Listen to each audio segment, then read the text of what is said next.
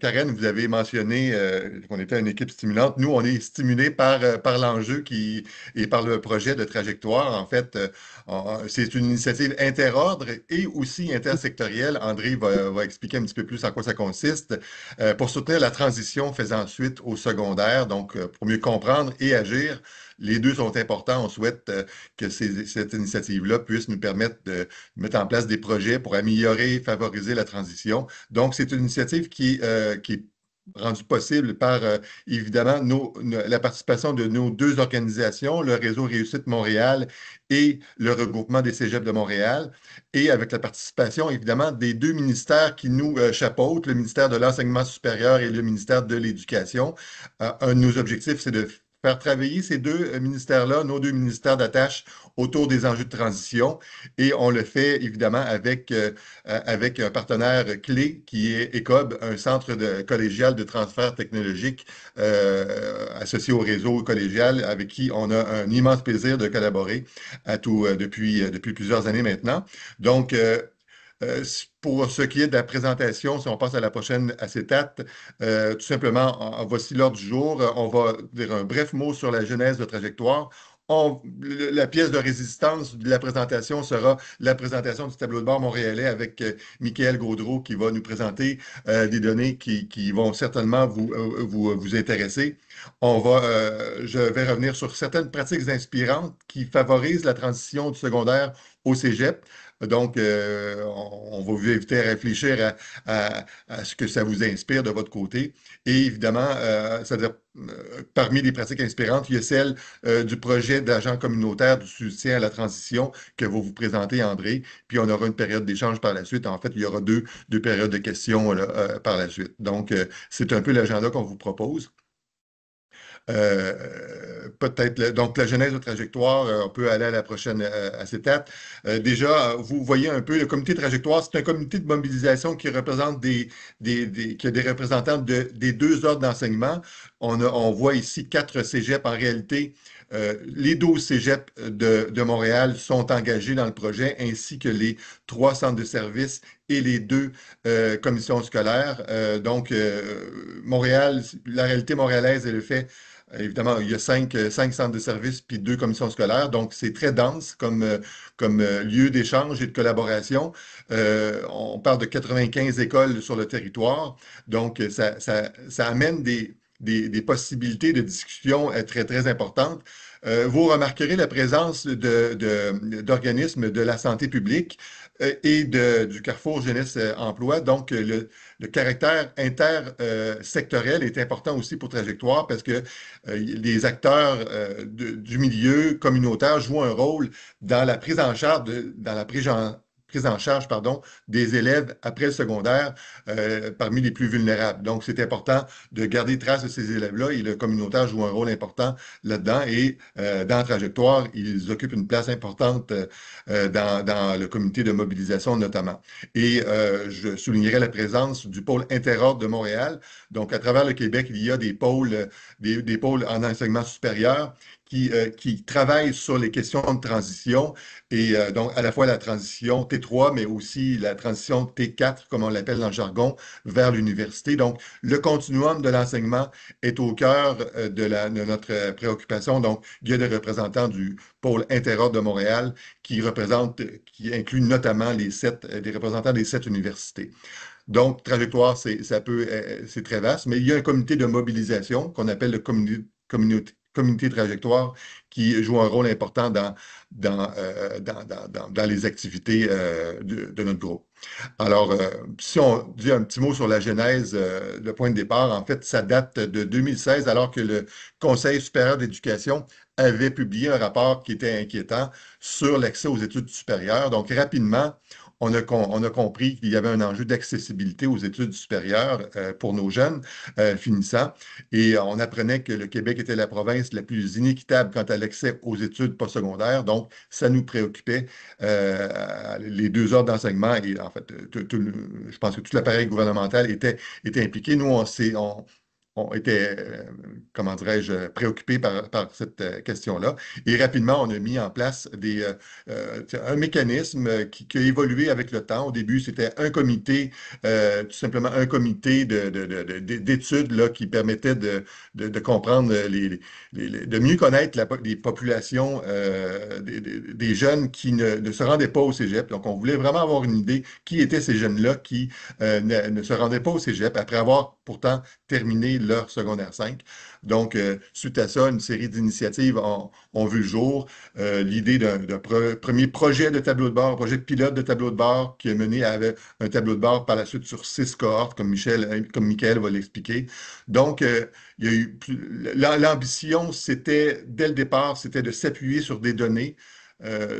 On trouvait ça important que ça ne soit pas que de la spéculation ou une vision anecdotique des choses. On s'est appuyé sur des données et dès le départ, Michael a été avec nous pour, euh, pour nous accompagner dans cette compréhension-là du portrait montréalais. Alors, je vais laisser André poursuivre avec un peu les buts plus précis de notre organisation.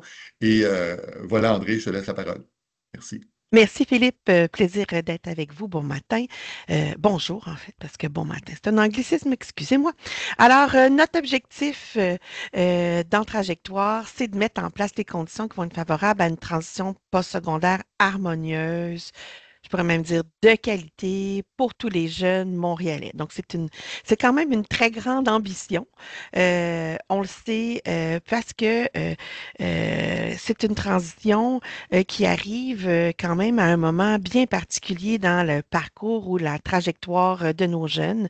Euh, Ce qui est important probablement de se rappeler des choses que vous savez, mais ça fait partie quand même de l'ADN avec laquelle il faut vraiment composer quand on réfléchit à toutes ces questions-là.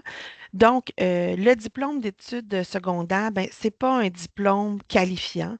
Le diplôme d'études secondaires, c'est un diplôme qui prépare à poursuivre les études.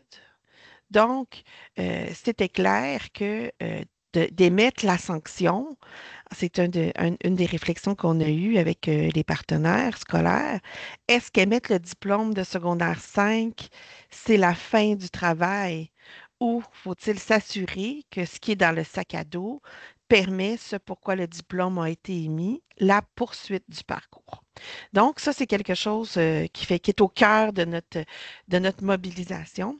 Aussi, il faut se rappeler que les jeunes qui se préparent à vivre cette transition-là à la fin du secondaire sont à un moment particulier de leur vie. C'est la fin de la scolarité obligatoire. Donc, c'est vraiment eux qui doivent décider de poursuivre ou pas. Il y a une multitude de programmes et d'options. Donc, on peut aller à la formation professionnelle, à la formation technique, au pré-universitaire. Certains vont décider d'aller sur le marché du travail, mais on s'entend, c'est que pour une très petite majorité de jeunes, que est vraiment la voie royale. La plupart d'entre eux, on souhaite qu'ils s'inscrivent dans une continuité de formation, puisque, comme je le mentionnais, leur diplôme, c'est l'objectif, qu'ils poursuivent leur parcours. Mais ça vient avec, pour certains jeunes, beaucoup d'anxiété de se dire, ben, qu'est-ce que je choisis, vers où je me dirige. Donc, c'est un contexte particulier. Donc, c'est fini, c'est terminé d'être obligatoire. Il y a beaucoup plus de choix et c'est à un moment où les jeunes, pour certains, vont vivre le passage à l'âge adulte et avoir de plus en plus de responsabilités d'adultes, hein. On le sait que pour certains, c'est le départ en appartement, carrément là, le passage au cégep. Donc, c'était pour ça qu'on a mis trajectoire avec un S. Il y a des multitudes de trajectoires là, qui se présentent là, à nos jeunes à la fin de leur parcours au secondaire. Et donc, puisque nous avons une bien grande ambition, ben, dans ce dispositif-là, au final, maintenant, on a euh, euh, 8 axes de travail. Donc, on a un premier axe de travail qui est la concertation régionale que Philippe vous a bien présenté. C'est cette idée de développer une compréhension commune de la situation, comprendre où sont les jeunes, comprendre où sont les nœuds, puis se tenter de voir qu'est-ce qu'on peut faire chacun dans nos propres organisations et qu'est-ce qui nécessite qu'on le fasse d'une manière coordonnée ou concertée. Il y a l'axe du portrait régional. Michael va vous le présenter. Donc, notre tableau de bord. Donc, quand le Conseil supérieur d'éducation a dit que les jeunes des classes ordinaires n'avaient pas accès aux études supérieures, les partenaires montréalais se sont dit, est-ce que c'est vraiment ça? Est-ce que c'est ça la seule caractéristique de ces jeunes-là? Donc, on s'est doté de notre tableau de bord et comme Philippe le disait, on travaille appuyé sur les données. Il y avait déjà des initiatives qui étaient en place avec Accès Sciences. Donc, puisqu'on veut se donner une vision commune et complémentaire, on a mis cet axe-là qui est porté par Accès Sciences dans notre vue d'ensemble pour la préparation aux sciences et mathématiques. Il y a tout un axe sur la maîtrise du français qui a été développé parce que c'est clair que la transition au niveau du français, puis de bien maîtriser le français, c'est un enjeu pour la poursuite des études supérieures. Et là, le RCM a plusieurs projets pilotes qui sont en place. On reviendra avec des initiatives plus tard. L'axe de soutien communautaire avec les agents communautaires, on revient un peu plus tard.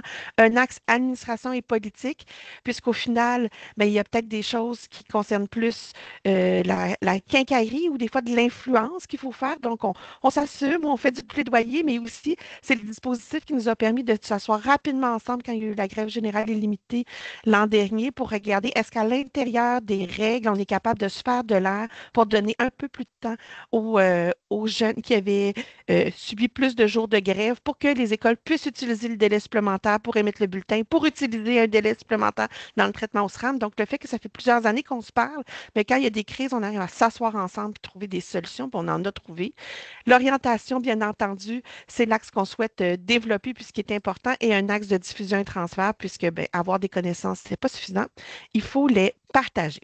Et sans plus tarder, on va donc passer à cet axe-là de notre présentation qui est le tableau de bord. Mais avant de laisser la parole à Michael, on vous propose, puisque c'est un atelier en ligne, euh, euh, des stratégies d'écoute active. Dans le clavier, je vais même vous proposer un petit outil s'il y en a qui souhaitent l'utiliser.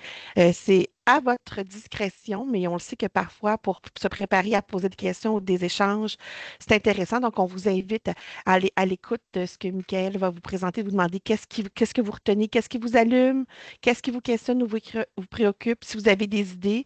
C'est juste pour ceux qui aiment, pour qui c'est utile, on va vous proposer l'outil d'écoute active, mais c'est à votre discrétion. Et sans plus tarder, je laisse la parole à Michael. Je vais arrêter mon partage. Ah, il a été arrêté? En Mi- fait, j'ai tenté de partager le mien. Est-ce Et que ça marche? ça Ça marche! fonctionne? Génial. Oui! C'est une façon polie de dire je prends le plancher. C'est exact. Alors, très content d'être avec vous. Je vous présente le dispositif qu'on a nommé tableau de bord. L'objectif, en fait, c'est que les écoles ou les commissions scolaires, les centres de services au secondaire ont des données sur le parcours de leurs jeunes jusqu'à ce qu'ils quittent leur mur. Après ça, ils ne savent pas ce qui se passe avec eux. Même chose du côté des cégeps. Donc, avant qu'on les reçoive, qu'est-ce qui s'est passé dans leur parcours antérieur? On n'a pas d'informations. Le fait de combiner ces deux informations-là nous permet d'aller au-delà, de dire est-ce qu'on les a bien préparés à la transition? Et quand on les reçoit, est-ce qu'il y a des enjeux? Est-ce que je devrais mieux accompagner certains groupes? Donc, c'était un peu les questions qu'on se posait. Alors, je commençais à vous présenter comment on a travaillé à partager ces données-là, des sources de données rapidement. Je vais vous montrer des résultats, donc l'état de la transition de Montréal, en tentant de dire, de réfléchir à qu'est-ce qui est transférable dans d'autres régions. Je fais une espèce de synthèse des enjeux qui sont perçus jusqu'à présent. On est encore au balbutiement. Le tableau de bord est en construction, il n'est pas finalisé, et je vous parle rapidement des suites. Donc, pour les sources de données, je vous rappelle, c'est de données préliminaires. Le tableau de bord n'est pas finalisé, donc il y a peut-être des éléments que je vais vous présenter qui seront éventuellement un petit peu modifiés quand on aura la version finale, mais ça nous donne quand même une bonne idée sur l'ordre de grandeur des enjeux qu'on va révéler. L'objectif du tableau de bord n'est pas du projet de trajectoire au complet, mais vraiment spécifiquement au tableau de bord, on veut suivre et analyser les transitions. Les transitions, ça peut être vers le cégep, mais ça peut être aussi en formation professionnelle ou même en formation générale des adultes. On veut guider les priorités d'action des partenaires du projet. L'objectif, c'est d'agir, donc de repérer et agir. On veut être en mesure de cibler des quartiers prioritaires. On a parlé des agents communautaires. On veut travailler aussi en dehors des écoles pour aller chercher des jeunes dont la transition est difficile, puis qui sont plus éloignés des bancs d'école. On veut apporter une attention particulière à certaines populations qui sont plus vulnérables à avoir une transition réussie et on veut apprécier les résultats des initiatives déployées. Donc, avec le temps, est-ce que ce qu'on a mis en place, ça porte fruit? Est-ce qu'on voit des avantages ou des améliorations sur nos indicateurs de transition? On a parlé d'écoute active, donc moi, ce que je vous invite, c'est de vous dire, est-ce qu'il y a des résultats là-dedans qui me surprennent? Je ne pensais pas que c'était ça, ou encore, c'est vraiment important, je vais vous retenir ça. Et l'autre élément, c'est, on l'a fait pour Montréal, c'est une initiative unique au Québec, il n'y a pas d'autres régions qui ont ce dispositif-là. Mais est-ce que les résultats que je vous présente, ça pourrait s'appliquer à vous? Ou encore, est-ce qu'il y aurait des différences si on tentait de faire la même chose dans votre région ou dans votre secteur d'activité? Donc, c'est les deux questions que j'aimerais que vous posiez ensemble. Et tout à l'heure, quand on aura une période de questions, vous pourrez justement faire valoir un petit peu les fruits de vos réflexions. Au départ, on voulait mettre ensemble les données. Donc, on a travaillé très fort avec nos 5 commissions scolaires et centres de services. Donc, on voit qu'on a réuni 6 cohortes de finissants. C'est près de 65 000 élèves du CSS de Montréal, Marguerite-Bourgeoys, Pointe-de-l'Île, English Montreal, puis Lester B. Pearson. À ça, on a combiné le reste de la trajectoire, c'est-à-dire des données d'admission. Donc, l'admission, c'est le SRAM qui fait ça pour la région de Montréal. Dans d'autres régions du Québec, il y a le SRAC, le SRACEL aussi. Donc, et Dawson, qui est un cégep qui a son propre service d'admission. Donc, on a travaillé avec ces deux entités-là pour aller chercher des données sur l'admission. Et ensuite, sur le reste du parcours, le SRAM possède des informations qui sont transmises par les cégeps. Donc, les 12 cégeps sont signataires des ententes, acceptent de partager l'information, mais on a la chance d'avoir le SRAM qui peut gérer l'ensemble des données pour nous les transmettre. On mélange tout ça et ça nous donne une base de données unique dans laquelle on a des informations pour chacun des 65 000 finissants et on voit comment ça s'est passé par leur transition. On avait fait une étude de faisabilité auparavant pour voir comment on pouvait combiner ces bases de données-là avec un code permanent qui est crypté. Et il y a eu des rencontres aussi avec les ministères pour voir qu'est-ce qu'ils pourraient nous fournir comme information. Puis finalement, c'est le mécanisme qu'on a retenu. Je vais vous présenter, en fait, on a retenu, nous, 8 indicateurs principaux. Des indicateurs qui parlent de la transition, donc sur la fin du secondaire. Est-ce qu'ils vont aller chercher leur DES? Donc, l'obtention du DES, c'est un prérequis pour faire sa transition dans plusieurs contextes. Donc, c'est notre premier indicateur. Est-ce que la demande d'admission qu'ils vont faire, leur première demande d'admission, est-ce qu'elle est acceptée ou pas? Et est-ce qu'ils s'inscrivent au cégep? Donc, nos 3 premiers indicateurs qui sont plutôt en amont. Et les 5 autres, c'est des indicateurs une fois rendus au cégep, parce que d'entrée, l'accessibilité, on dit, c'est important, on veut favoriser l'accessibilité, mais si on arrive au cégep, puis après une session, on abandonne parce qu'on ne voit pas notre place ou on n'arrive pas à faire ce step-là, ben notre transition, elle n'est pas réussie. Donc, on se soucie aussi de ce qui se passe une fois rendu au cégep. Entre autres, réussite des cours à la première session. Il y a des études qui ont montré que si tu réussis tous tes cours de ta première session, tu as 2 fois et demi plus de chances d'obtenir ton DEC que si tu échoues des cours. Donc, c'est super important, la réussite à la première session, notamment en français. Et à Montréal, il y a des enjeux sur la langue.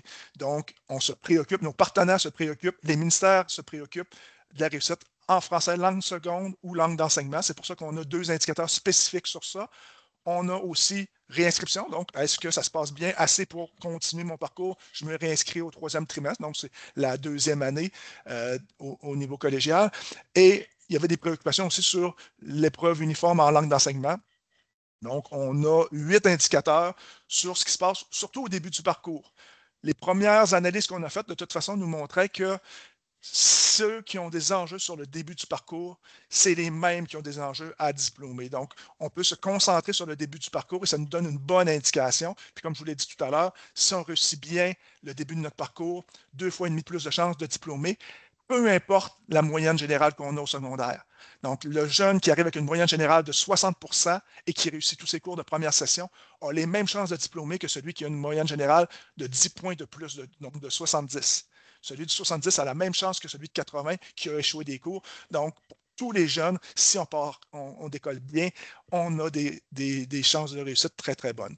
Il y a certains indicateurs qui sont disponibles seulement pour les 5 premières cohortes parce qu'il faut laisser plus de temps Donc, on a vraiment des données très actuelles, très collées sur le temps présent.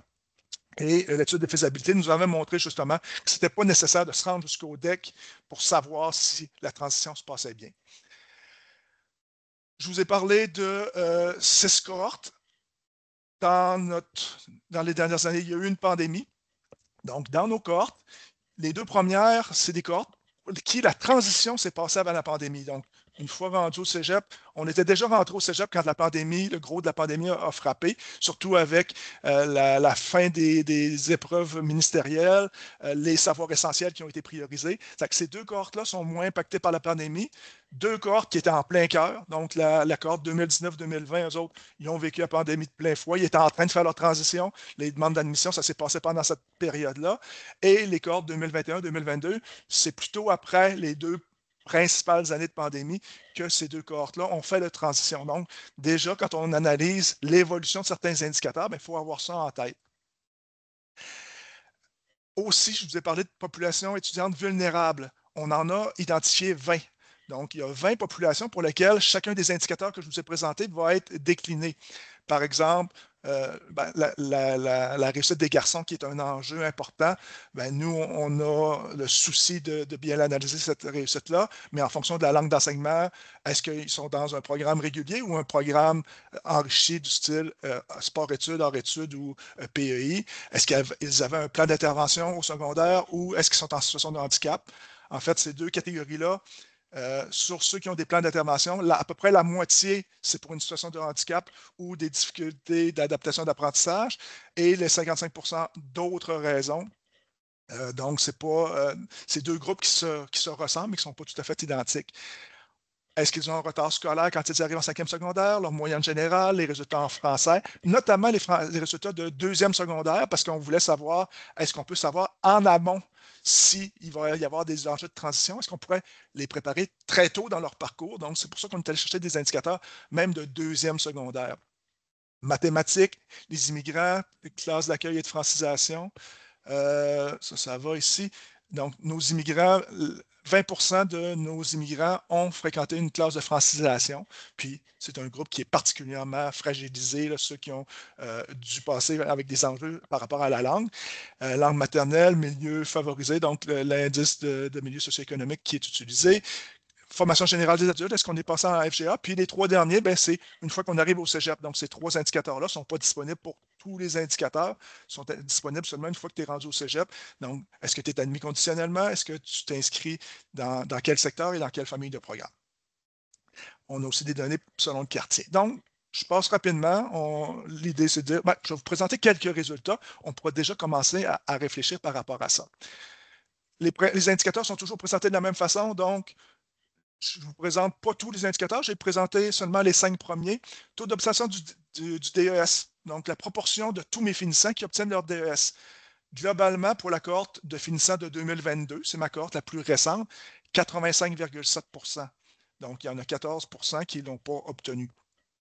Si je regarde l'évolution, bien entendu, 2019-2020, mes 2 cohortes COVID, le taux d'obtention du DES était plus élevé parce que si on était en voie de réussite, on a eu la mention réussite, il n'y a pas eu les épreuves ministérielles pour venir normaliser un petit peu. Donc, 2 cohortes un peu plus élevées, mais après ça, on revient à des niveaux plus normaux, en tout cas comme avant. Puis même la salle de 2022, le taux d'obtention du DES est plus faible que ce qu'on observait antérieurement. Donc, déjà là, un petit warning.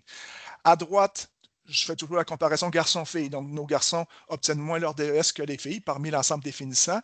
Et après ça, j'ai repéré quelques populations étudiantes. J'en ai nommé 20 tantôt, là, j'en ai identifié 7-8 pour voir est-ce qu'il y a des enjeux pour chacun des indicateurs. Donc, sur cet indicateur-là, si notre bande est grise, c'est qu'on est proche du 85. Si on est en orange, on est un peu plus éloigné, donc à au moins 5 points d'écart. Puis en rouge, on est à au moins 10 points d'écart.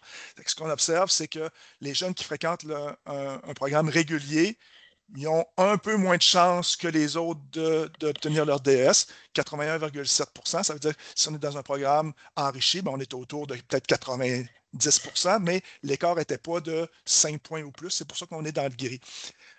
Si on avait un plan d'intervention, un retard scolaire ou un cours de mathématiques plus faible, mathématiques de 4e de base, de 4e secondaire, moins de chances d'avoir obtenu notre DES la première année. Si on avait des résultats plus faibles en 5e secondaire de français écrit, 78%, ou qu'on a fréquenté une classe d'accueil, 78%. Si on provient d'un milieu défavorisé, le taux est plus faible. Et si on a suivi des cours à la FGA, ben, c'est probablement parce que justement, on n'avait pas notre DES. Donc, ce sont tous des groupes qui sont fragilisés. C'est pour ça qu'on les a montrés puis qu'on s'intéresse à leur transition. Je fais la même chose, mais avec l'indicateur numéro 2. Je regarde, est-ce que ceux qui font des demandes d'admission, donc ils veulent aller au cégep, ils font une demande d'admission, est-ce que cette demande d'admission-là, la première, elle est acceptée? 88,6% des cas, c'est oui, mais il y a des jeunes qui ne sont pas admis la première fois qu'ils font une demande d'admission. Le taux d'admission est assez stable dans le temps et ce qu'on observe, c'est que parmi ceux qui font des demandes, les garçons sont moins souvent acceptés que les filles. Et parmi les groupes qu'on a vus tout à l'heure, ben, tous ceux qui avaient moins de chances d'obtenir leur DES, il y en a plusieurs là-dedans qui ne font pas de demande, mais même ceux qui font des demandes, les groupes qui étaient en plus grande difficulté dans l'obtention du DES sont aussi des groupes qui ont moins de chances d'obtenir une acceptation de leur demande d'admission. Entre autres, si on a des antécédents plus faibles en mathématiques, en français, si on avait un plan d'intervention ou des retards scolaires, ce sont des groupes qui sont plus à risque d'avoir une première demande d'admission qui soit refusée. Ça ne veut pas dire qu'on ne peut pas en faire une deuxième l'année suivante, mais la première, elle est refusée. Et ça veut dire qu'au terme des 3 tours, notre demande n'a pas été acceptée. Donc, ce n'est pas juste je suis accepté au premier tour, c'est je ne suis pas accepté au premier tour, je me réessaie au deuxième, au troisième, et en fin de parcours, je ne suis pas accepté. Indicateur numéro 3, est-ce qu'ils s'inscrivent au cégep? Donc, dans la séquence d'admission, maintenant, est-ce qu'on s'inscrit? Donc, ça, c'est parmi l'ensemble de tous nos finissants qui s'inscrit au cégep ou à la formation professionnelle ou à la formation générale des adultes.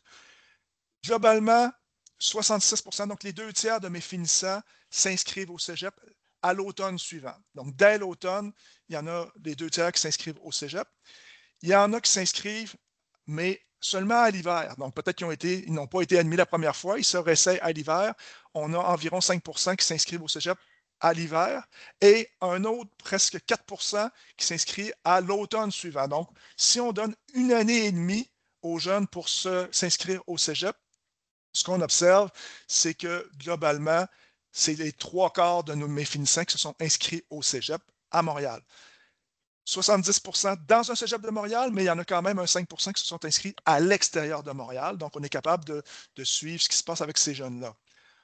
On a aussi 2% des jeunes qui se sont inscrits en formation professionnelle et pas au cégep. Donc, s'ils se sont inscrits aux 2 endroits, donc un peu en FP, puis après ça au cégep, je les capte seulement dans le cégep, mais le 2%, c'est seulement cégep. Même chose pour FGA, 2,6% se sont inscrits à la FGA seulement. Donc, si c'est inscrit aussi au cégep, je le mettrais dans la catégorie cégep. Puis, on a un 21% de trajectoire indéterminée. Donc, on ne sait pas. Peut-être que ce sera une entrée tardive au cégep. Peut-être qu'ils sont déjà sur le marché du travail. Donc, ça, c'est ils sont peut-être allés au privé aussi. Donc, nous, c'est du public vers le public, notre tableau de bord. On le disait tantôt avec André, notre préoccupation, c'était de comprendre la transition des jeunes.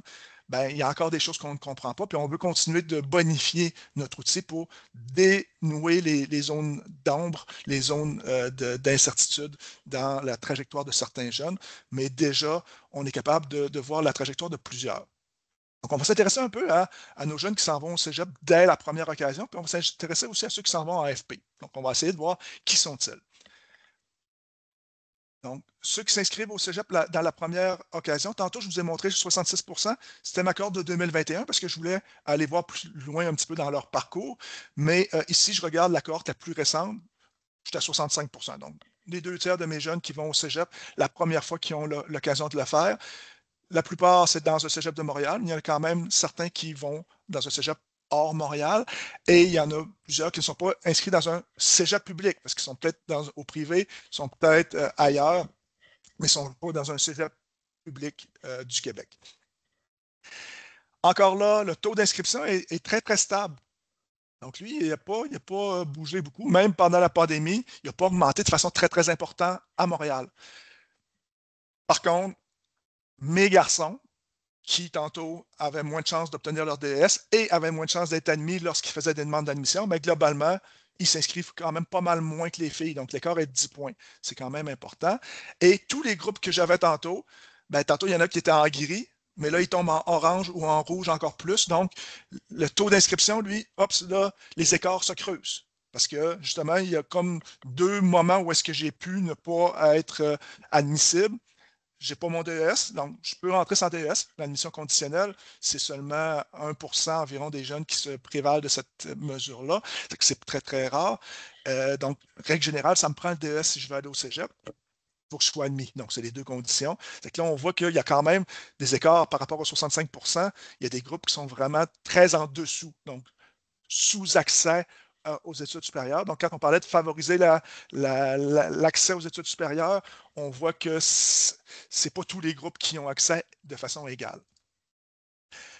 En formation professionnelle, globalement, tantôt, je vous montrais que c'était environ 2%, mais si je regarde tous ceux qui sont passés par l'AFP, pour l'accord de 2021 qu'on montrait tantôt, c'est 2,6. L'accord la plus récente, on est à 3%. Il faut savoir ici, tantôt, on se disait, est-ce qu'il y a des différences selon la région qu'on habite? Montréal, c'est une des régions où est-ce que la formation professionnelle est la moins fortement représentée.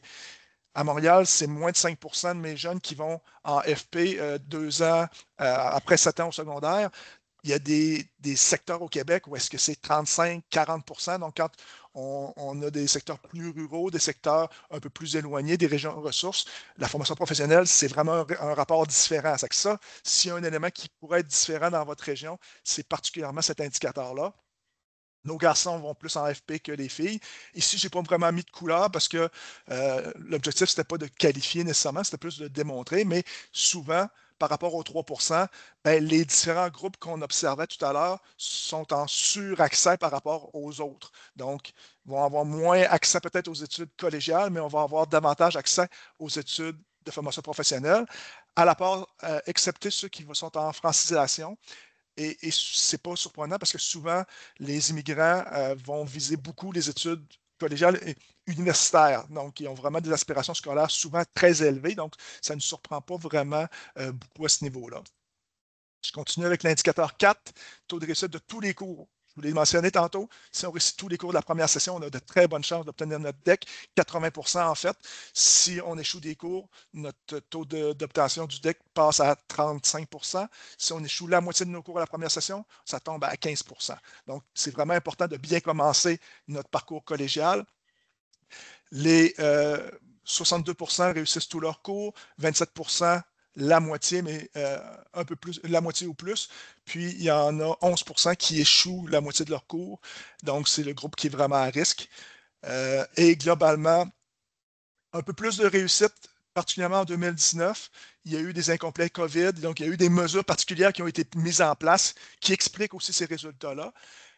Réussite de nos garçons. Donc là, ce qui est important aussi, c'est de voir parmi ceux qui sont entrés, donc là, on est rendu dans le cégep, tous les groupes qui étaient plus à risque d'avoir un accès limité sont aussi plus à risque d'avoir une réussite importante. Donc, de favoriser l'accès, ce n'est pas suffisant. Il faut continuer de bien préparer ces jeunes-là en amont et de les accompagner une fois rendus au cégep parce que la transition, ça se passe avec la réussite. Si on abandonne tous nos cours puis on s'en va, on n'a pas fait une transition réussie. Donc, tous nos groupes qu'on a vus tout à l'heure sont encore en orange ou en rouge. Donc, c'est des groupes qui sont vraiment à risque d'avoir des difficultés à réussir leur cours de première session. Et on se préoccupe de ça beaucoup dans les cégeps. Si on regarde l'évolution, moi, j'ai regardé spécifiquement les jeunes qui rentraient tantôt la première fois qu'ils ont l'opportunité. Donc, ils finissent en juin, on regarde est-ce qu'ils sont entrés à l'automne suivant. Donc, est-ce qu'ils se sont inscrits dès mars de l'année, puis est-ce qu'ils vont entrer au cégep l'année suivante. C'est mon groupe qui est en haut, c'est le groupe 1. Mais il y a des jeunes qui vont entrer tardivement. Donc, à l'hiver ou à l'automne suivant, c'est les groupes 2 et 3. Et ce qu'on observe, si je regarde ici, c'est que leur taux de réussite à la première session est beaucoup plus faible si on est entré plus tardivement. Donc, ceux qui font une entrée tardive au cégep ont des enjeux de réussite plus grands. Donc, si on voit qu'il y a un délai, il faut préparer encore mieux ces jeunes-là, il faut travailler avec eux. Donc, l'écart est quand même substantiel entre ceux qui entrent dès la première occasion et ceux qui entrent tardivement. Mais souvent, ceux qui entrent tardivement, il y a plus d'élèves en difficulté, donc qui avaient un plan d'intervention, qui sont en situation de handicap.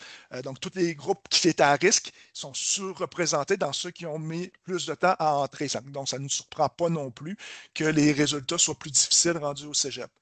L'autre élément, c'est que quand on veut comparer ces trois groupes-là, ben, ils n'ont pas vécu la pandémie au même moment. Donc, la cohorte de 2019, à l'automne 2020, était ici, donc 71,6% de réussite. Mais la cohorte de 2018, elle est entrée un an plus tard au cégep. Donc, elle, c'est ici que l'effet de la pandémie s'est fait sentir, puis que la réussite, elle est plus élevée en fonction des mesures qui ont été mises en place. Donc, quand on compare, c'est important de comparer des choses qui sont comparables. C'est pour ça qu'on ne mélange pas les trois groupes. Donc, c'est comme trois moments distincts. Puis quand on suit leur parcours, ben, on va essayer de ne pas les mélanger parce qu'ils n'ont pas été exposés au même contexte, au même moment. Donc, je ne pourrais pas essayer de comparer ces trois informations-là directement. Ici, c'est moins impactant un peu parce qu'on n'est pas post-pandémie pour les trois cohortes, mais quand même, il faut faire attention dans les comparaisons. Je vous avais parlé de 5 indicateurs, donc je vous présente le cinquième, taux de réussite du premier cours de français. Donc, c'est une préoccupation à Montréal, puis j'imagine dans plusieurs régions aussi. Globalement, les trois quarts de nos jeunes réussissent leur premier cours de français, mais on s'est intéressé à si c'est, peu importe le cours qu'ils ont suivi, mais des fois, ils vont suivre un cours de mise à niveau comme premier cours. Des fois, ça va être le premier cours d'écriture et littérature. Puis des fois, c'est un autre cours de français. Des fois, la séquence est inversée. Ce qu'on observe, c'est que quand c'est un cours de mise à niveau qui commence, la réussite est moins grande. Puis, ça s'explique aussi, c'est des élèves qui sont en difficulté qui vont suivre les cours de mise à niveau. Donc, mais c'est juste pour vous dire aussi que on a des indicateurs principaux, mais on a des indicateurs secondaires aussi pour essayer de mieux comprendre des fois le gros 77%, ben, comment est-ce qu'il se décline celui-là. L'évolution, les groupes à risque, sensiblement les mêmes. En milieu défavorisé, un peu moins. Donc, ce groupe-là est moins désavantagé par rapport à cet indicateur-là. Encore là, c'est quelque chose qu'on veut comprendre. Pourquoi, tout d'un coup, sur les autres indicateurs, c'était plus difficile. Pour cet indicateur-là, c'est moins le cas. Qu'est-ce qui se passe avec ça? Donc, ça fait partie des réflexions qu'on aura encore à avoir. Écart garçon-fille qui est toujours très présent. On a des données même par quartier. Donc là, je vous montre justement en fonction du quartier qu'on habite.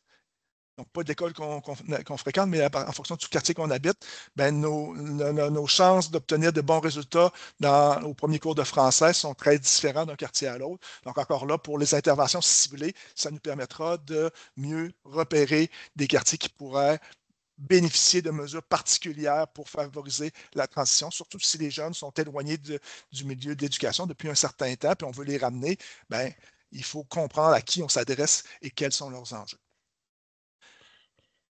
Section 3, j'essaie de faire une synthèse plus large. Donc là, j'ai regardé un indicateur à la fois. Qu'est-ce qui se passe si je regarde plusieurs indicateurs en même temps? Donc, je vous explique. Tantôt, je vous ai montré garçon-fille, donc sur chacun des indicateurs. J'avais montré seulement les premiers indicateurs. Je n'étais pas allé jusqu'à la fin, mais si je regarde mes 8 indicateurs, ce que j'observe, c'est que l'écart garçon-fille est vrai tout le temps. Donc, il y a tout le temps une sous-performance, les résultats des garçons sont toujours plus inférieurs à ceux des filles, peu importe l'indicateur, notamment pour l'inscription, réussite à la première session, réussite en français. En français, langue seconde, c'est un peu moins pire. Réussite à l'épreuve uniforme, l'écart est un peu moins grand aussi. Et si on regarde l'évolution, ben, encore là, j'ai pris l'évolution de 2 indicateurs, ben, ça se maintient dans le temps. Donc, il y a des écarts garçons-filles.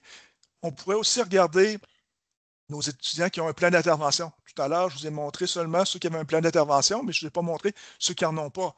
Donc, si on regarde l'écart entre les deux groupes, ben, il peut être très, très grand pour certains indicateurs encore là. Donc, en regardant les 8 indicateurs, on peut repérer des endroits de la transition qui sont plus à risque, qui sont plus problématiques pour l'ensemble de nos jeunes ou pour certains groupes très, très ciblés. C'est quand je veux préparer des interventions sur un groupe spécifique, bien, je peux aller voir seulement ce groupe-là puis voir comment sa transition se comporte. Et je peux aussi dire, bien, ceux qui ont un plan d'intervention, est-ce qu'il y a des distinctions garçon-fille? Oui. Donc, sur la plupart des indicateurs, hormis le 6 et le 8, où est-ce que les écarts sont assez faibles, ben, ceux qui ont un plan d'intervention, nos garçons qui ont un plan d'intervention sont plus à risque que nos filles qui ont un plan d'intervention. Donc, c'est aussi des nuances que le tableau de bord peut nous apporter. Ici, je vous présente des jeunes qui vont bien. Donc, tantôt, oui, on s'intéresse aux jeunes qui ont une transition difficile, on veut mieux les soutenir, c'est notre préoccupation, mais c'est de vous dire aussi, ben, il y a des jeunes pour qui la transition se passe très, très bien, puis la transition est harmonieuse. Donc là, j'ai repéré, encore là, mes 8 indicateurs. Je suis allé chercher certains groupes de jeunes pour qui la transition se passe assez facilement. Et les petits chiffres qui sont là, c'est l'écart par rapport au taux global. Donc, si on est à plus 13, ben c'est 13 de plus que le 85,7. Donc, ceux qui ont une moyenne générale au secondaire très élevée, en haut de 85 ben, ils n'ont pas d'enjeu de transition sur tous les aspects. Et quand on est enfoncé, ben, c'est parce que là, on est en haut de 15 points de pourcentage. Donc là, on est capable de voir que si nos résultats en français de 5e secondaire ou en français de langue seconde enrichie ou de base, si on a des bons acquis précollégiaux quand on est au secondaire, ça devrait bien se passer sur l'ensemble de notre transition. Si nos prérequis en mathématiques sont très, très forts aussi, donc nos bases sont solides, règle générale, ça se passe bien sur notre transition. Si on s'inscrit en sciences de la nature, ben, je n'ai pas les 3 premiers indicateurs parce que tant que ce n'est pas inscrit, je ne le sais pas, mais pour le reste, règle générale, c'est aussi des étudiants qui sont assez forts qui vont aller vers ce programme-là. Si on fréquentait un programme enrichi, ça va bien sur la transition. Puis si on vient d'une école favorisée, selon l'indice de milieu socio-économique, ben, ça se passe bien en général, sauf sur un indicateur. Et on n'a pas encore toutes les réponses, mais c'est des éléments comme ça qui font qu'on veut creuser encore puis on veut comprendre. Donc, dans les prochains temps, on va aller continuer d'analyser ces résultats-là puis essayer de voir pourquoi, puis qu'est-ce qu'on peut faire avec ça. Donc, qu'est-ce qu'on va faire comme initiative. À l'inverse, il y a des groupes qui systématiquement, sur les 8 indicateurs, ont des enjeux importants de réussite. Entre autres, si leur moyenne générale au secondaire est faible, donc inférieure à 70 donc on voit que sur chaque indicateur, on est nettement sous la barre du taux global. Si on a suivi des cours à la formation générale des adultes, donc c'est parce qu'on avait des enjeux de réussite, on est allé compléter notre parcours, mais il y a des chances qu'on ait un parcours collégial difficile, que notre transition soit difficile. Si on est admis conditionnellement, donc avant l'admission, on ne sait pas, mais après, on voit que c'est difficile. Des fois, on n'a pas suffisamment de jeunes pour avoir des données. C'est pour ça que des fois, la donnée est non disponible. En fonction du cours de mathématiques qu'on a réussi, c'est sûr que si on a un cours de mathématiques plus faible comme maximum réussi, ben peut-être qu'on ne veut pas aller au cégep. C'est bien parfait. Puis on voit que l'inscription est vraiment plus faible, 35 points d'écart. Donc, il y en a moins de jeunes qui vont au cégep. Si c'est par choix, c'est parfait. Mais parmi ceux qui y vont, ben là, il y a des enjeux de réussite qui sont importants. Puis souvent, il y a une baisse des préalables dans plusieurs programmes collégiaux. Ben, est-ce que ça a des impacts sur la réussite qui suit? Donc, il y a des questionnements à se poser. Ceux qui ont un retard scolaire, plan d'intervention, je l'ai montré tout à l'heure, des résultats en français plus faibles en 5e secondaire ou qui sont passés par une classe d'accueil et de francisation. Et encore là, des résultats un peu contre-intuitifs. Donc, des choses encore à creuser de notre côté. Je termine la synthèse en disant on peut analyser des parcours types. C'est-à-dire, je prends tous mes jeunes, là, j'ai réuni 4 cohortes. Donc, c'est comme si je prends 100 jeunes et je regarde qu'est-ce qui se passe à différents moments. Donc, sur mes 100 jeunes, il y en a 92 qui vont avoir obtenu leur DES. 89 vont avoir été acceptés. Ils vont faire une demande d'admission, par contre, pardon. 77 vont être admis. 68 vont réellement s'inscrire au cégep et 59 sont encore là après la première année, donc se sont réinscrits à la deuxième année. Donc, sur mes 100 de départ, il en reste 59 après une année de cégep. C'est pas tout le monde qui veut aller au cégep, c'est bien correct, là. C'est juste de dire, ben, comment ça se comporte un peu, puis comment ça se comporte pour certains sous-groupes. Donc, si je regarde garçons-filles, ben, pour 100 garçons qui commencent, il en reste 52 après la première année de cégep. Et pour 100 filles qui finissent leur secondaire, il en reste 66. Donc, l'écart garçon-fille se creuse, mais il se creuse à chaque étape. On en perd tout le temps un petit peu plus. Et après un an de cégep, ben, on est rendu avec quand même pas mal, un écart quand même assez grand entre les garçons et les filles. Si je regarde, par exemple, ceux qui ont les mathématiques de base, donc CST4, versus ceux qui auraient des mathématiques fortes, bien, ce que j'observe, c'est que pour 100 personnes qui ont des mathématiques de base, il y en a 29 qui sont encore présents au cégep après une année, et il y en a 77 si les mathématiques sont fortes. Donc, ça va teinter de façon importante leur parcours à plusieurs moments, puis c'est que là, on peut identifier des endroits. Et ce que je veux mentionner, c'est que cet écart-là, garçon-fille, pour Montréal seulement, si on prenait nos garçons pour les ramener au même niveau que les filles, c'est pas le niveau de diplomation, c'est le niveau après un an de cégep, ça ferait 700 jeunes de plus qui seraient encore au cégep après une année de cégep. Donc, si on favorisait la réussite, par exemple, de nos garçons, on pourrait globalement amener beaucoup plus de jeunes vers une possibilité d'obtenir un diplôme qualifiant, comme le nommait bien André d'entrée de jeu. Donc, certains constats qui ressortent de ça, nos garçons, donc transition systématiquement plus difficile que les filles à toutes les étapes de la transition. Les élèves qui font une transition tardive, donc s'ils ne sont pas en continuité entre le secondaire et le cégep, il y a des risques que leur transition soit plus difficile. Et souvent, il y a des raisons pour lesquelles ils ne font pas une transition. Ce n'est pas juste parce qu'ils veulent voyager. Des fois, c'est parce qu'ils doivent passer par la formation générale des adultes pour aller compléter ou ils ne savent pas vraiment ce qu'ils veulent faire. Donc, il y a des raisons derrière tout ça, mais c'est un groupe à avoir en tête. Nos antécédents au secondaire, c'est un bon prédicteur de ce qui va se passer au cégep. Autant pour l'accès, donc, mais aussi pour la réussite et la transition réussie. Entre autres, si les antécédents sont plus faibles, si on avait un plan d'intervention où on est en situation de handicap, si on a un retard scolaire, donc on arrive en secondaire 5 ayant déjà redoublé une année, si on passe par la classe d'accueil et de francisation, si on est inscrit à la formation générale des adultes ou on est admis conditionnellement. Donc, ce sont toutes des conditions qui font que la transition risque d'être plus difficile. Un élément important, dès la deuxième secondaire, nos résultats en français écrit peuvent être un bon prédicteur d'une transition réussie. Donc, on peut travailler en amont avec des jeunes qui sont en difficulté, puis les aider à préparer cette transition-là. On n'est pas obligé d'attendre la secondaire 5. La pandémie a eu des impacts. Donc là, on a 2 cohortes qui sont en train de sortir, qui sont un peu qui font leur transition post-pandémie, mais qu'est-ce qui va se passer aussi avec les prochaines cohortes? Donc, il y a des questionnements qui sont présents. Même les règles au collégial changent. Il y a une deuxième date limite d'abandon qui a été ajoutée. Donc, le contexte est en mouvance. C'est quoi les impacts sur la transition à suivre? Donc, on doit continuer de s'y intéresser. C'est des données préliminaires, ne sont pas encore publiées. Il va y avoir un webinaire éventuellement, puis on va avoir une analyse plus fine encore. Donc là, c'est des premiers constats, mais on va creuser, puis dans le fond, on veut agir à partir de ces résultats-là. Donc, quelles sont les suites? Il y a une diffusion donc, nous, dans le projet, on veut outiller nos milieux scolaires pour être capable de bien intervenir puis cibler les interventions. Donc, on va leur donner un tableau de bord personnalisé. Pour chaque organisation, nos cégeps, nos commissions scolaires et centres de services vont avoir leur propre outil d'analyse. Il va y avoir une version publique, donc régionale, c'est que là, vous n'aurez pas des données d'un centre de service en particulier, mais des données régionales, des données par territoire aussi pour permettre des interventions interordres, mais intersectorielles aussi, d'autres acteurs qui peuvent venir se greffer et donner un coup de main. Présentement, c'est du public vers le public. On est en train d'explorer pour éventuellement ajouter les écoles privées ou aller vers les cégeps privés aussi, ou même d'autres régions. Donc, il y a des jeunes de Montréal qui vont vers d'autres régions. Il y a des jeunes d'autres régions qui viennent vers les cégeps de Montréal. Donc, c'est des éléments qu'on veut mieux aussi comprendre. Ça fait partie des préoccupations de notre comité.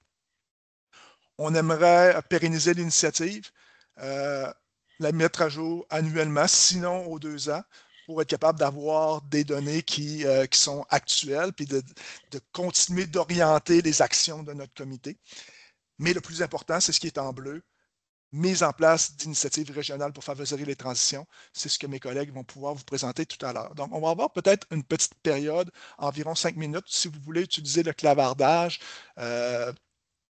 pour nous présenter, nous poser des questions, ou ça peut être des réflexions aussi que vous avez. Tantôt, je vous ai demandé de réfléchir. Est-ce qu'il y a des éléments qui sont transférables dans votre milieu? Est-ce qu'il y a des éléments qui sont différents aussi? Donc, on aimerait vous entendre avant de poursuivre. Donc, je vais arrêter mon partage. Michael, il y avait déjà quelques questions dans le clavardage là, que j'ai repérées. Puis peut-être qu'une qui pourrait être utile, comme par exemple, on nous demandait qu'est-ce que ça veut dire le CST4? Est-ce que c'est ceux qui ont complété le CST4, qui terminent avec juste un secondaire 4? Donc peut-être, si tu voulais reprendre une slide puis expliquer comment on lit comment on lit les bandes à droite. Oui, Je pense que ça pourrait être super chouette. OK. Donc, CST4, c'est le parcours en mathématiques. Il y a trois parcours de mathématiques. Donc, on peut avoir sciences naturelles et technico-sciences, qui sont les mathématiques qu'on disait mathématiques fortes avant. Maintenant, c'est deux mathématiques qui sont équivalentes, mais avec une approche pédagogique différente. Donc, je vais revenir un petit peu en C'est ça, amont. mais si tu peux comme expliquer, Oui, quand on voit la grande bande, le pourcentage qu'on voit là, c'était quoi notre oui. indicateur? C'est qui est réussi, qui est inscrit, c'est que, tu sais, Ben, en fait, pour le cours de CST4 en mathématiques, c'est oui. qu'il a réussi ce cours-là et il n'en a pas réussi d'autres. Donc, il n'aurait pas réussi Donc, de mathématiques de cinquième secondaire. Donc, c'est le niveau le plus élevé, le cours le plus élevé qui a été réussi par cette personne-là. C'est que s'il a réussi son CST4, par exemple, puis qu'après, il est allé faire CST5, je vais le prendre puis je vais le mettre dans la catégorie CST5. Donc, moi, la bande ici que j'ai, c'est la proportion de ceux qui ont réussi euh, leur premier cours de français en langue d'enseignement parmi ceux dont le plus haut cours de mathématiques réussi était le mathématique de base de quatrième secondaire. parfait. On a une question aussi sur le français secondaire 2. Est-ce que c'est le résultat global du bulletin ou le résultat à l'épreuve obligatoire? Épreuve obligatoire écrite. Donc, nous, on s'est rabattu pour les résultats en français de cinquième secondaire et de deuxième secondaire. On est allé vers ces années-là parce qu'il y a des épreuves ministérielles. On s'est rabattu sur les résultats écrits du ministère.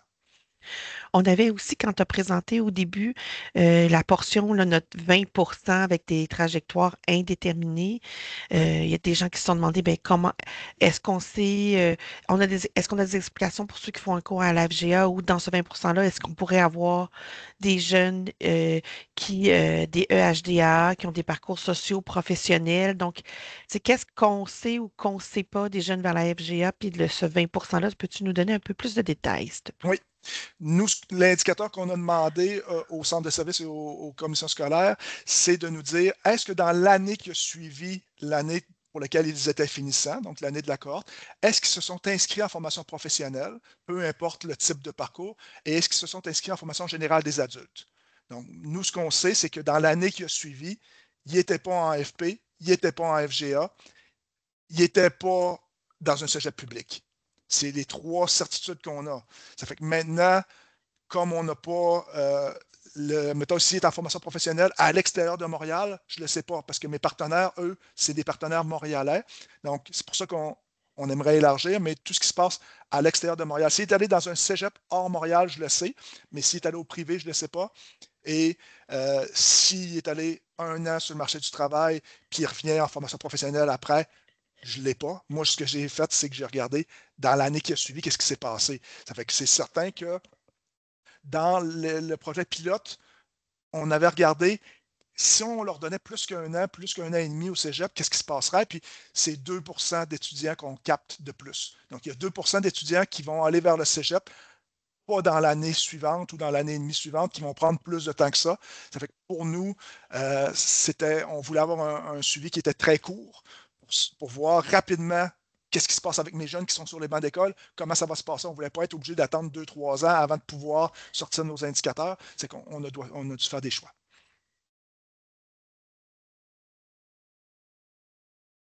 Est-ce qu'il y a d'autres questionnements? Est-ce que tout est clair pour tout le monde? De toute façon, on voulait garder une période d'échange à la fin. Il nous reste une demi-heure, donc je pense qu'on pourrait se permettre de présenter ce qui nous restait, donc nos initiatives. Puis, si vous avez d'autres questions, on pourrait y répondre à la fin.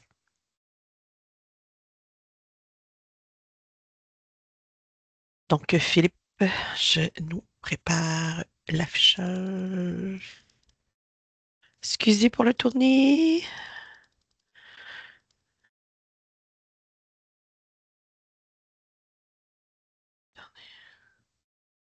Tu vas m'amener là. Merci beaucoup, André. Oui, En fait, donc, comme tout à l'heure, Michael le disait, donc évidemment, il y aura des suites au tableau de bord, des suites qui vont mener à des projets, à des projets régionaux pour un peu qui vont prendre en compte les données et puis qui vont nous permettre d'améliorer, on le souhaite, certains résultats. Au bout du compte, on va avoir un impact, on veut avoir un impact sur les transitions de nos jeunes à Montréal, mais on n'a pas attendu évidemment la publication du tableau de bord pour il y a quelques années, avoir des projets ensemble, avoir des initiatives et je vais vous en présenter quelques-unes ici là, qui méritent d'être soulignées. En fait, beaucoup de nos initiatives portent sur les rencontres qu'on souhaite entre les deux, de gens entre les deux ordres, donc des gens qui sont sur le terrain. Dans ce cas-ci, on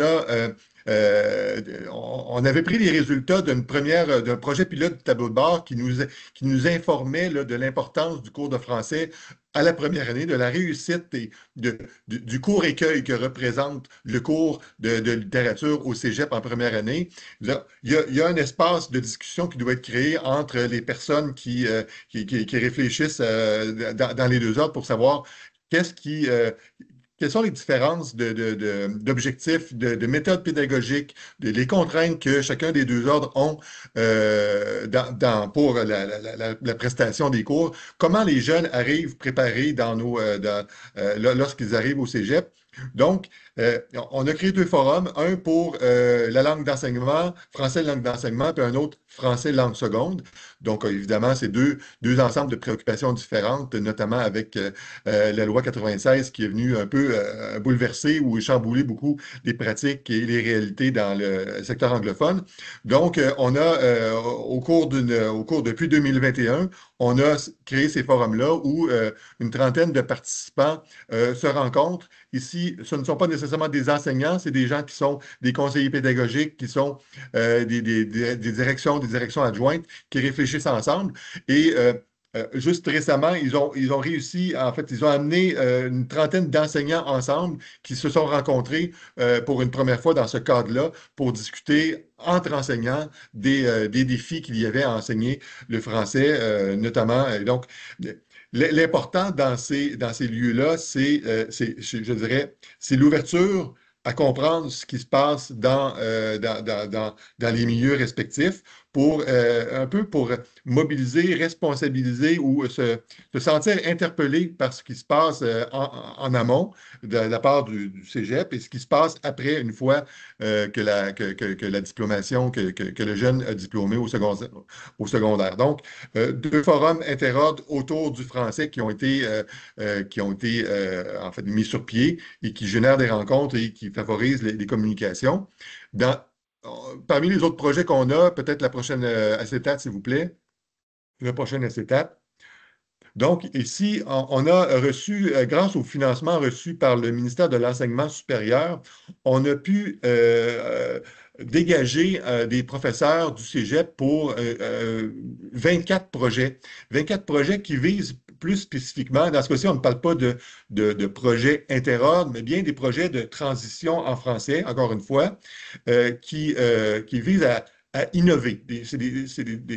Ce sont des projets qui visent l'innovation pédagogique en français pour être bien certain que le premier cours que les étudiants suivent, qui est le plus souvent un cours de littérature, soit bien réussi. Alors, quelle stratégie adopter pour, considérant la formation que les gens ont reçue, les connaissances et la façon d'apprendre que les jeunes ont reçu, là, ont appris au secondaire, comment maximiser les chances qu'ils réussissent leur premier cours, puisqu'on sait, on l'a vu avec Michael, que la réussite de ce premier cours-là est très cruciale pour les risques et les chances de diplomation pour la suite. Donc, avec ces 24 projets-là, on a pu toucher 1300 élèves. Et ce qui est intéressant, c'est que les professeurs sont invités à tenir un journal de bord de leur projet.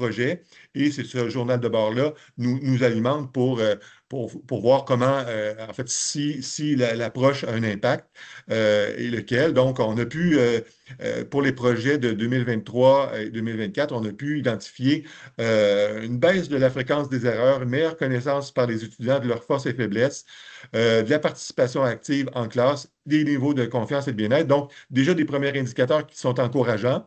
On doit aller plus loin et nos défis, c'est de vouloir, peut-on mettre à l'échelle ces projets-là qui sont présentement à l'échelle humaine, à l'échelle d'une classe, là, évidemment. Donc, on essaie d'identifier des bonnes pratiques pour peut-être les diffuser dans d'autres établissements, au sein du même établissement, mais auprès de d'autres collègues. Donc, c'est un travail qu'on va faire au cours des prochains mois. Le ministère de l'Enseignement supérieur est très intéressé par cela d'ailleurs. Puis je terminerai en parlant de communauté de pratique. Vraiment, dans ce cas-ci, on parle d'enseignants qui se rencontrent fréquemment.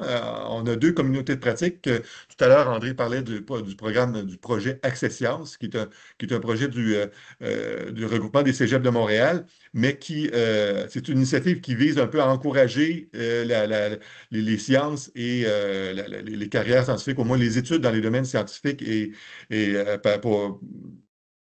par les étudiants. Donc, on invite les étudiants du secondaire à étudier dans ces secteurs-là.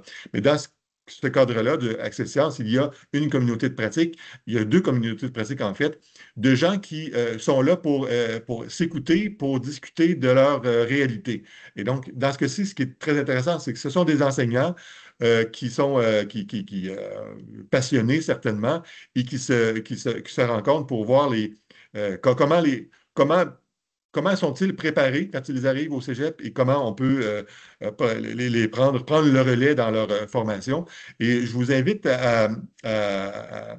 je partageais ici les liens vers les deux bilans des communautés de pratique qui sont très instructives et ils montrent bien l'esprit d'une communauté de pratique qui est un esprit où on veut que ce soit un espace sans jugement, que ce soit un espace sécuritaire où on ne se sent pas jugé pour la qualité de l'enseignement qu'on a offert aux jeunes. Au contraire, on explique la manière dont ça a fonctionné, les objectifs des programmes d'enseignement. Donc, vraiment, il y a une méconnaissance de part et d'autre. C'est cette méconnaissance-là qu'on souhaite disons, éliminer et puis éclairer. Alors, on va partager les bilans ici. Ça mérite d'être connu. Alors, je te laisserai la suite, André. Merci Philippe. Puis une dernière initiative qu'on voulait partager avec vous, c'est les projets d'agents communautaires de soutien à ce que nous, à Montréal, on appelle la troisième transition, donc la transition suivant le secondaire. Donc, comme je l'expliquais, c'est la fin de la scolarité obligatoire. Les jeunes entrent à la fin du secondaire et s'ils s'en vont au cégep, par exemple, ils sont entre deux ordres d'enseignement. Donc, ils appartiennent un peu à personne. Et dans les résultats qu'on a regardés ensemble, on voit qu'on a une perdition de jeunes, hein. On a des jeunes qui sont admis, mais toutes les admissions ne se transforment pas en inscriptions, toutes les inscriptions ne se transforment pas en se présenter au mois d'août, puis tous les gens qui débutent au mois d'août ne terminent pas la première session. Donc, c'est clair qu'on a un groupe de jeunes qui était beaucoup plus vulnérable, puis on avait plusieurs organismes, donc par exemple ceux qui déploient le programme Passeport pour ma réussite, c'est présent dans plusieurs régions du Québec, ou par exemple ça s'appelle Accès 5 à Sherbrooke. Eux, ils nous disaient, moi je les accompagne jusqu'en secondaire 5. Mais je veux être sûre qu'ils le fassent puis qu'ils réussissent le pas suivant jeune que j'ai accompagné jusque-là. Donc, on a fait un premier projet pilote avec des évals avant, après, pour voir ben, comment on pourrait mettre en place. Et c'est comme ça qu'il est apparu qu'un agent communautaire du même type, hein, il y en a eu des écoles, des agents école, famille, communauté, si ça peut vous faire écho, mais c'est vraiment un agent qui accompagne un groupe de jeunes qu'on considère à risque. Puis on l'a déployé plusieurs fois. Là, on avait 4 projets pilotes en cours cette année suite au greffe. Puis on regarde la transition, ceux qui ont besoin de passer par la FGA avant de poursuivre, ceux qui passent directement à l'AFP ou ceux qui s'en vont au cégep. Puis les écoles, ça fonctionne si les écoles réfèrent, donc qui identifient en secondaire 5 des jeunes à risque. Et cet agent-là est présent en secondaire 5, est présent l'été, il les accompagne tout l'année suivante pour un certain nombre de groupes de jeunes qui sont beaucoup plus à risque là, au niveau de la transition. Puis ça leur permet, donc c'est une personne repère. Souvent, on a beaucoup de Carrefour Jeunesse Emploi là, qui ont collaboré notamment, donc des types. Des programmes de type passeport, des Carrefour Jeunesse Emploi qui sont particulièrement intéressés. Puis ce qu'on veut donc, c'est de réduire, de les accompagner dans cette transition-là. Donc, actuellement, on a 4 projets en cours et on a 250 jeunes qui sont accompagnés. On est en train de mettre à jour, là, je ne peux pas vous le diffuser, mais je l'enverrai à Madame Roberge lorsque la mise à jour sera faite. Là. On a un modèle logique d'implantation avec un guide d'accompagnement qu'on est en train de mettre à jour suite aux projets là, qui sont en cours actuellement. Et les participants, là, ce qu'ils nous témoignent, c'est une meilleure compréhension de des attentes envers eux, une amélioration de leur habileté dans la planification et l'organisation, puis une meilleure confiance en eux et en leurs capacités. Donc, ces agents-là, puis on l'a essayé de le déployer un, sans référence de jeunes, ça ne fonctionne pas. C'est un projet, c'est une condition de mise en œuvre obligatoire pour que le projet fonctionne. Il faut que l'école secondaire identifie les jeunes à risque ou qu'ils soient déjà dans un programme comme Passeport pour ma réussite où ils sont déjà connus. Il faut qu'ils connaissent l'agent depuis le secondaire 5. Et là, pour nos plus vulnérables, ben, c'est un dispositif qui a des belles retombées et puis qui fonctionne. Donc, c'est des petits nombres, mais auprès de jeunes plus vulnérables. Voilà pour nos agents communautaires.